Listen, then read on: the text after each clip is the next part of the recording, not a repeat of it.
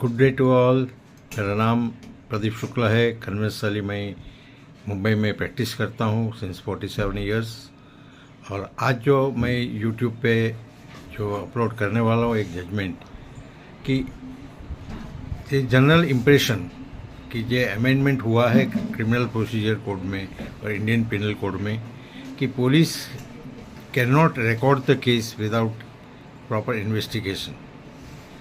Now this is a unique case where the Supreme Court has held against that कि case ऐसा था कि एक गुजरात का कलेक्टर कच्छ का was involved in the corruption and illegal way of allotting land, so many things, और improper way से सब कुछ हो रहा था and the complaint was lodged to the police station. Collector filed a writ of mandamus in High Court कि without investigation and inquiry, police cannot record the case. Means FIR lodge नहीं कर सकते हैं, उसके लिए कंपलसरी है कि पहले inquiry should be allowed.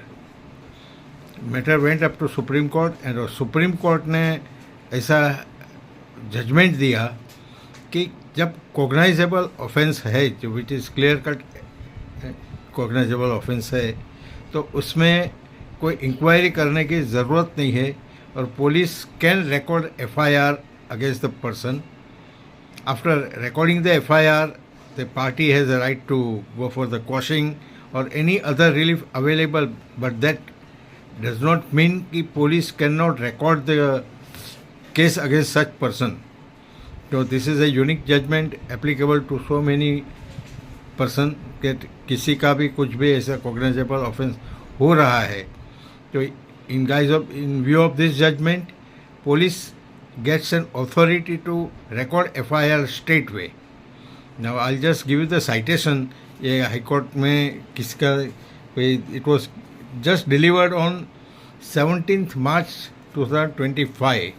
Justice Vikram Nath and Prasanna B Varale, ये दोनों जज ने मिलके ये जजमेंट दिया है and it is very effective judgement.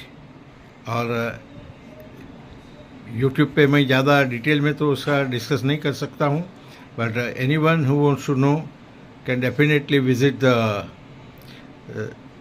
Citations, find out the details about that.